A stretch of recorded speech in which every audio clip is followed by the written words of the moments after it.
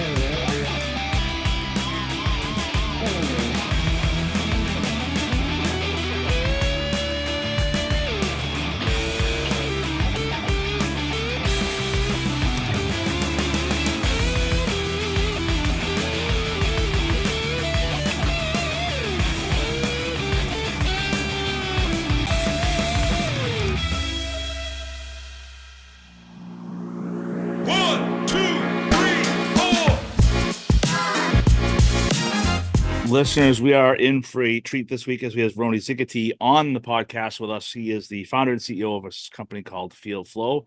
I found him on LinkedIn, reached out, and like most of the time when I reach out to someone, I have no idea their background and story, but he is originally from the East Coast and he's a Red Sox and Patriots fan, which is great news because if he was a Yankees fan, he was out. We're going to cancel it right away and move on. I'm just kidding. It's nice to know this East Coast guy, which is fantastic. He moved out to Colorado. Roni, welcome to the podcast. Thanks so much for having me. Excited to be here. It was funny when I reached out and you replied. I think I saw something that you guys were doing something local. I replied, because sometimes when you reach out to a national company, they don't always get back to you, right? But then we kind of connected and talked about where you're from and where you grew up and on the East Coast in Connecticut. We won't get into details, but we shared some pretty funny stories. So for those that are listening and might not know who you are and what the company does, tell us a little bit about that'd be great. Yeah. So name's Roni, founded FieldFlo, about 7 years ago. But the real background is right after college, I got recruited into construction staffing. And then from there, the largest demolition and environmental contracting company and actually nuclear decommissioning company found me. Always, just like all the sub trades and trades in general, we're having big problems finding people and retaining people. So they recruited me over there to be head of recruitment and retention. And then I learned what I was doing too well over there. And then they moved me into sales, and then they moved me into project management and estimating. And then they started doing self-perform, concrete work to framing, everything. And so from there, I just kind of grew up in the business. Fast forward about 10 years, I decided I wanted to get out, go to grad school for international business. And then on my graduation day, they called and said, I bet you need to pay off some student loans. And so I got sucked right back into the industry. So I go back, pay off my student loans, get recruited and kind of working my way up the ladder and the trades, and then become a vice president of a self-performed GC. They were also doing a lot of specialty contracting. I mean, everything from demo to environmental to concrete, masonry, drywall, carpentry, literally everything. But at that point in grad school, I got super into tech. And at that point, I saw like it didn't matter if I was with this billion-dollar behemoth or I was with, a small, mid-sized company. It's the same problem, same absolute, right? That we deal with, right? Time, people, inventory, materials, equipment, scheduling, training, staffing. Safety was obviously the biggest one, and it gets bigger and bigger. And I'm sure we'll get into that, but like safety compliance, risk compliance. I mean, honestly, protecting your company and your people. So at that point, I had met a couple like computer geeks along the way and told them this crazy idea of like solving all those situations, right? And so I gave them my idea, and then next thing you know, they build it. I showed some competitors on a job walk, and they literally go, "We'll buy that right now." I'm not selling it. I just was trying this like weird thing out. At that point, my wife was pregnant with this little dude right here. And I tell her I'm going to quit and sell FieldFlo. It wasn't even called FieldFlo at the time, this, site field management software. And she told me I was an idiot because we had for our first baby on the way. But she supported me. And then next thing you know, fast forward and we got, 250,000 people tracking time and safety and everything in FieldFlo any given day. So It's crazy how that entrepreneurial spirit is, right? Where you're like, I got this idea, I want to do it. I've been that way before my wife, and I would quit my job, making good money. I'm gonna go start the sprinter company. She said the same thing, like, you're an idiot. And but I get it, right? That's just part of you, who you are, right? And you got to do it because that's what's in your blood. So what are some more of the points of the software? Why would a company use the software? What are some of the highlights of the software? Yep. Time tracking is one. And it's more of like commercial crew-based type time tracking. There's lots of different like time trackers out there, but this thing is legitimately built for like I'm a foreman, supervisor, superintendent out on a job site with my crew, tracking their time, tracking assets that they might be working with, tracking per diems and all that stuff. Like the time piece is huge because that drives a lot of the other documentation that then feeds into the job hazard, the JHAs or the pre-job safety or toolbox talks that then drives into certs and licenses and training tracking. It's crazy. Like, I mean, I know it sounds cheesy, but FieldFlo, like everything flows together. And one of the main triggers is like, hey, our sign-in sheet, our check-in drives all of this data, all this information, and then all of this like compliance stuff, right? Then we have scheduling module really where you can schedule your crews and then it sends them text messages. You have a full training and certification tracking module where you literally can track and manage everybody's certs, licenses, trainings. It notifies you when they need to get renewed or when they're expiring. And then you have a whole training module where you can deploy trainings. So safety is huge. Warehouse inventory control and tracking is huge. And then overall just site management and job costing, right? Job costing is the biggest one. Like back when I got started the game, I had no one knew if they were making money on these jobs. Subcontractors, right? Like obviously you got Procores and you have these big GC stuff, but like subs were doing it on pieces of paper, right? So you have no idea on how a multi-million-dollar project is going, except for hopefully you're talking to your foreman or soup, right? And tracking that maybe in a spreadsheet. So anyway, FieldFlo, we have obviously robust like real-time job cost tracking, so you can see like how you're hitting against your estimates. And isn't it amazing that there's still some people out there using paper forms? Right? Isn't that wild? Like, is it? Someone says, "Oh, I got to stop by Staples on the way home and grab some new forms for my business," and people literally writing up a hand, like a carbon copy type of thing. And you're like, no, this is like it's 2024. We're trying to put a person on Mars. You got to use something like paper folders. One of the things I really liked on the website was your cost saving. Right, the cost saving piece is great. So it says you ran several case studies across 1,000 projects to understand cost and time savings across US-based subcontractors, and the fact that you could ultimately save on average up to $16,000 in paper. That right there to me is huge. Right, no more paper. Imagine you've been on job sites, the stack sitting on the paper or in the trucks and like in these jobs. Some of these like we got our start in the demolition environmental world where like the regulatory compliance is insane and the documentation is insane, right? So these guys or girls every single day are filling out freaking novels of information and like the paper, like our sales pitch is like, we'll save you just in paper and toner alone the cost of FieldFlo, right? Just paper and toner alone. Does anybody say, yeah, right, whatever? I'm sure you get it because we get it here too. I'm old school. I like paper, right? I mean, I can show you my desk. I'm covered in paper here because I'm afraid to do. I'm getting ready to go digital on some of my apprenticeship stuff, and it's a hard thing to change over to when you're so used to writing things on paper. The other cost savings I thought was great too is overtime hours saved, 16 hours a month. That's crazy huge. That's a huge amount of money. Time saved preparing startup documentation 4 to 8 hours. Time saved preparing closeout documentation 8 to 40 hours. And I thought this was great too. Time saved with SMS, text messages, signatures over 60 hours to me seems insane amount of time. Do you know what that is? That's like the people, and typically we're mostly commercial based. Like we have residential contractors for sure, but mostly we're dealing with decent, like 3 to 5 to 10 to 20 person crews.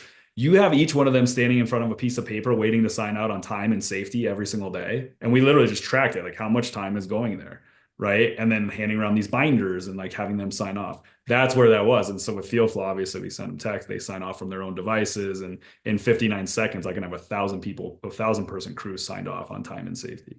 Do you have any other success stories, maybe, and not to name the particular customer, but a particular story where someone was a little bit gun shy about using FieldFlo and all that they love it? Yeah, I mean, but we have two, one of the biggest in the world, and you can research it, but essentially they were gun shy and like really slow, and which you would think that they'd be the most innovative, right? Like, but it wasn't broke, wasn't fixed. They were insanely innovative on actually getting work done, but not actually on the processes and protocols that they had. That literally has changed their entire lives. And we're talking like the insights and mainly they took the standpoint of safety, right? Safety was so big for them, right? The work that they were doing, if you didn't have an EMR of a certain point, you're not getting the work that they got, right? So at that point, that's what drove the adoption. Finally, but we're talking, it was, probably 6 months to a year where we're in talks and like, we want to do it, but they're so scared. Like, is this really going to get used and adopted? Fast forward today, and it is begged for by not the upper, but by their actual superintendents and foremen because of how easy it is for them to actually track and manage the stuff that they have to do on a daily basis. And that goes to that's another feature I didn't really talk about, but we made it so you can talk into FieldFlo in any language you want. And this contractor predominantly is Spanish speaking, except in the Northeast, Boston, and they have Korean and then a lot of Polish and Portuguese. Wow. You can talk and type in any language and it converts back to English for them. So they can work in their own native tongue and obviously read and do all that. So those little pieces changed the entire game for them. And then smaller companies, what was cool is this one was like, hey, this software's too big, right? That's what we got told. This software's too big. This is a company here in Colorado. And we're like, hey, just try it. Like, I promise it's not going to be too big. This will let you. What it allowed them to do is instead of having to keep going and hiring personnel, FieldFlo did the work of 3 people too, right? So they were able to expand out in the field before having to blow up in the office and go backwards and have to retrain. And then just for them, what was cool is that it created process, right? So like anybody can come in and learn FieldFlo. Now here's your framework that you work within instead of having like, oh, here's a random spreadsheet. This is how we track our certs. Here's a random spreadsheet. This is what we do for safety or POs or whatever the case may be, or time and material sheets. So kind of created that process for them, if that makes sense. So it seems like FieldFlo does a lot of things and it does a lot of things really well. Where do you see FieldFlo going next? What's the next step for you guys? What do you guys want to do next? Our next big piece is, well, we have this crazy warehouse dashboard that's coming out here in the next 45 days. And that's going to be more on trackability of like rental equipment, their own equipment, knowing where all your stuff is at, making sure people aren't walking off with stuff that shouldn't be walked off of, but really a robust way of tracking. We already have an inventory system, but this is just putting that on steroids and really on the maintenance schedule. So you can track and manage maintenance schedules on your trucks, vehicle, all that fun stuff. The next place that we're going is obviously it's a hot topic and a hot word, but AI, right? So don't want to give you full like the secret sauce, but essentially baking in a lot of artificial intelligence into the safety components of FieldFlo, into the production management of FieldFlo. So that's really exciting for us because like any way that we can genuinely make a supervisor's life easier, or office manager or project coordinator's lives easier, that's what we're trying to do. It's not going to be like, AI has its own limitations, but it's going to be like real curated pieces within the framework of FieldFlo that is just going to change their game, where it's like, oh, dude, you just saved me another hour of my life per day. Will you be deploying FieldFlo robots, much like I have robots? Yeah, right. Just like the masonry robots. Have you seen those? Yeah, or like just dropping on like a helicopter. FieldFlo robots are on their way. They come down and they carry stuff. All the things that reside in FieldFlo, are they just coming out of your brain, or do you have like a bunch of people that are like, let's try this? Because it seems like they're coming out of your brain. For the most part, like I had the core is mine, but what's cool is that we have this. Probably sounds super cheap. We have a FieldFlo guru call every 2 weeks, and this is where literally every user of FieldFlo, right? Every client or partner of FieldFlo comes in every 2 weeks. Oh, wow. And this is where we say, okay, this is what we've launched. We train them on what we've launched. And then we say, is there any ideas you have? And then we have a board where they're throwing out ideas and they're like, hey, Roni, we would love this. Some of them are kind of crazy, right? It's like, hey, I'd like a spaceship because I want to get off the planet, right? But for the most part, what's really cool, and it doesn't matter if it's coming from a masonry contractor to a demolition contractor to a flooring contractor, the world's all mix and mend, right? Like, yes, they'll have their own little nuances, which we have a form builder where they can kind of fill that gap. Yep. But for the most part, their ideas are very similar and the needs are very similar. So they're bringing ideas to us, and then we're just like, hey, all right, got enough votes on this one? Boom, pipeline. We're putting in a product roadmap. I think that's great. I mean, it's getting the feedback from your customers, right? And then if someone says, "Oh man, I got a great idea," and you're like, "Let's see if we can make that happen." At least you're listening to people. I'm sure some of those other bigger companies may be like, "No, we know what we're talking about. You know, you can't. You know what you're talking about. We know what we're doing. We know what we're doing." But it's nice to know that you're that type of company where you can actually, take some feedback from the users that are, doing it every day. 100%. Roni, if somebody want to get a hold of you, what's the best way to do that? To get a hold of me is email. So Roni, RONI at FieldFlo, FieldFlo.com. Or we're on LinkedIn. We're on Facebook. So get a hold of us. There's someone always watching those things. And then obviously our website, fieldflo.com too. My experience, I reached out to them and within seconds I had a response, right? So sometimes you reach out to people and they're like, people don't actually manage though. They pay someone else to do it where you're actually managing your site, which is fantastic because it's nice to talk to a real person and not have someone else be doing your pages. All right. Now comes, and we're also excited to have FieldFlo as a sponsor of the podcast in February. So we'll replay this one back in February, but we're excited to have you as a sponsor. But now I'm going to jump into the my favorite part of the podcast, the lightning round. I'm asking 10 rapid fire questions. All right, Roni, here we go. Zombie apocalypse is coming. Who are 3 people you would want to fight on your team? Anybody, could be anybody. 3 people on my team that I want to fight fighting with me. Yes. Oh, my wife, Brittany. She's she's got no quit in her. She's definitely my woman. All right, good. All right. My next is my business partner, Ryan. Okay. Lorenz. He was joint special ops, first in Afghanistan, first in Iraq. He's definitely a dude I need on my side. And then, oh man, it could be anybody. My buddy KD, he has all the toys that can get us out of Dodge real fast too. All right. Something you got a plan. You're ready to go there. If you were a wrestler, what would your entrance theme song be?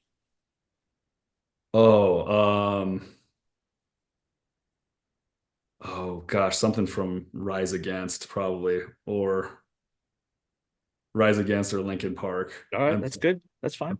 Okay. If you had your very own late night talk show, who would you invite as your very first guest? Alive or dead? Doesn't matter. Anybody you want. Bob Marley. Oh, that's a good one. No one's ever said Bob Marley. That's a good one.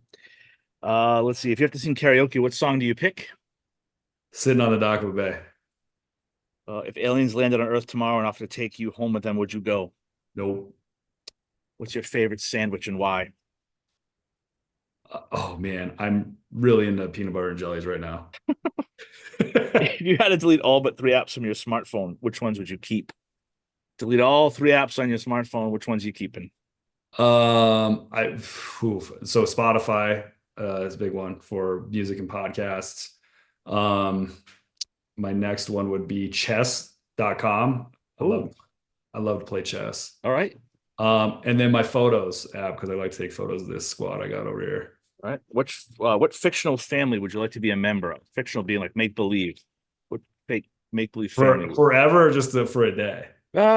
Forever. It's a good one. Oh, forever. So I would fictional. I would love to say, dude, but forever, I can't do forever. I'd love to be one of the Motley Crues or even Elon Musk family for a day. I don't know if I can handle forever though. I don't know. What's your favorite TV show? Oh, well, The Office was. I mean, if I replay it, it's a good one. It's a classic one. Let's see here. Have you ever completed anything on your bucket list? Yep, jumped out of airplane. That's a good one. Are you a cat or a dog person? Dog. What is your best scar story? Scar story. Yeah, what do you got for a scar? That's a good one. I'm scarred kind of on my right side of my body. When I was 8, it was a town picnic and there was a John Deere tractor ride, Oh, and I was trying to show off to my girlfriend in 5th grade or whatever. And so we were jumping off the side and holding onto it like we're Indiana Jones, skidding our feet, standing up. And I did it, you were doing it from the back. I did it from the side. The wheel caught me and ran me straight over. And I got back up, and we're talking thousands of pounds, ran back, and then finally collapsed, and then went to the hospital for 7 days with contusions in my lungs. man, your poor mother. It's even better, Mike. It was during like kind of near Christmas time. So when I got back from the hospital, the new song at school was Roni got run over by a John Deere. Jeez. So, All right, and then we always like to end with this one. There's a food fight at your house tonight. What is your weapon of choice? And you cannot say pudding. Mashed potatoes. All right, mashed potatoes. Right, that's our friend Roni. Roni from FieldFlo. Thanks a lot for coming on. Appreciate it. Appreciate you sponsoring us. And if anybody has any questions about the software, we will definitely leave some link information down below here. Reach out to Roni if you need help. Talk to you soon. Thank you. Awesome. Thanks, Mike. Hi, everyone. Mike from the future here. Please remember to like, tag, share, and follow this video and subscribe on our YouTube channel so you never miss an episode. And we appreciate you following our sponsors, Interstate Electrical Services and Research.